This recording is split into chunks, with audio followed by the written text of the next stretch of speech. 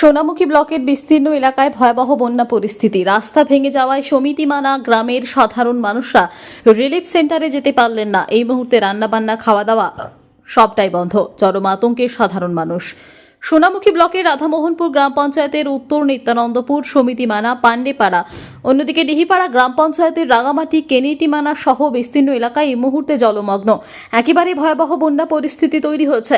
সমিতিমানা গ্রামে অনিল সরকার নামে এক ব্যক্তির পাকা বাড়ি ভেঙে গিয়েছে। পাশাপাশি রাস্তা ভেঙে যাওয়াতে সমিতিমানা গ্রামের কয়েকশো পরিবার রিলিফ সেন্টারে যেতে পারলেন না।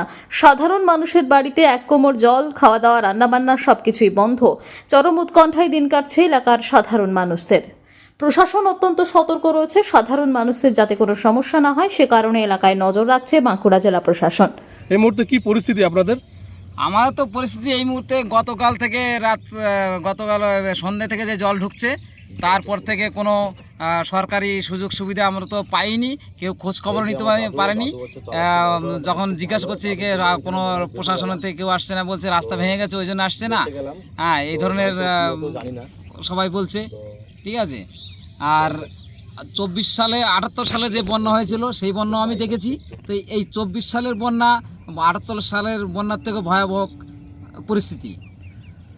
তা যেভাবে মানুষের সরকারি যে সুবিধাগুলো চেয়েছিলাম এই রাতের মধ্যে পাইনি কিছুই। আমরা খুব কষ্টে জীবনযাপন করেছি এই রাত্রি। কারণ প্রশাসনের তরফ থেকে তো রিলিফ সেন্টার করা হয়েছে, না আপনারা জানেন? করলেও আমাদের সঙ্গে কোনো যোগাযোগ হয়নি এই রাতে।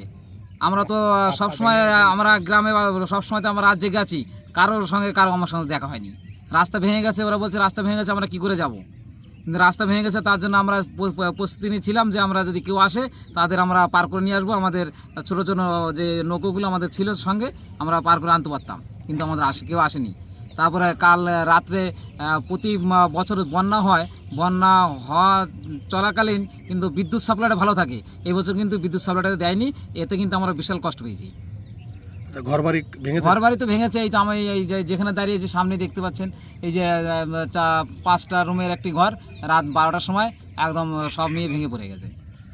আচ্ছা, মানে আপনারা কি এখন খাওয়া দাওয়া সব ঠিকঠাক আছে? খাওয়া দাওয়া কি যা মর্মান্তিক ঘটনা হয়ে গেছে, খাওয়া দাওয়া তো এর মধ্যে কিছু মুখে ঢুকছে না, যা রান্না করাও অসুবিধা হচ্ছে, আর খেতেও ইচ্ছে যাচ্ছে না।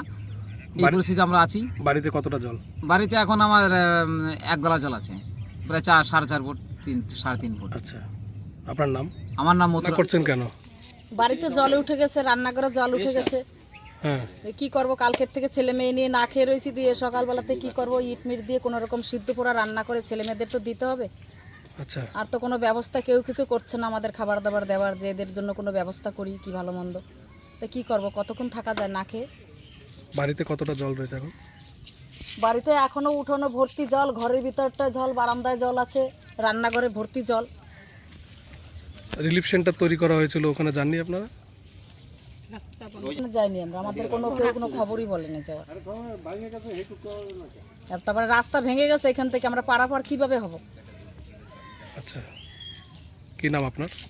আমার নাম মালতী মণ্ডল। কতটা ভয়ঙ্কর আপনার এলাকায়? অনেক ভঙ্গার, ফসল তো কিছু নাই, ঘর দুয়ার উপরে দেবে, ঘর দুয়ার আমাদের নাই, তাই আমাদের বাড়িতে যাইতাম, এটা বলছি ঘরে জল, রান্নাঘরে খাবো সেদিন হিতে নাই, আর রান্নাঘরে যে খাইবো ওরা নিয়ে অনেক কোথায় রানবো আমি চিন্তা করার রাখি, গ্যাস তো বাড়িতে নাই।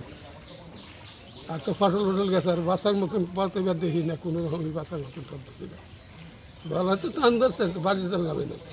আপনার এলাকায় বাড়িতে জল কতটা? আমার বাড়িতে জল আছে এতটা করবার, 100 টাকা জল আছে, এক কথা ঘরের জল উঠে গেছে, ঘরের বিড়িতে জল। ওই জন্যই তো বলতে ফটোটা করে নিয়ে যাও। কতটা আতঙ্কে রয়েছেন আপনারা এখন মানে আর সবই আতঙ্কের মধ্যে দেখি, সবই মানে সবই যদি ডাঙ্গায় থেকে আসে তো মানে ওই ক্যাম্প করছি, ক্যাম্পে চলো, ধান রয়েছে, চাল রয়েছে, গরু রয়েছে, বাচ্চা রয়েছে, মিশিং রয়েছে, 500 মিশিং, কল উঠে টাউন কাটতে মানে। আপনার নাম? আমার নাম সুকুমার বিশ্বাস।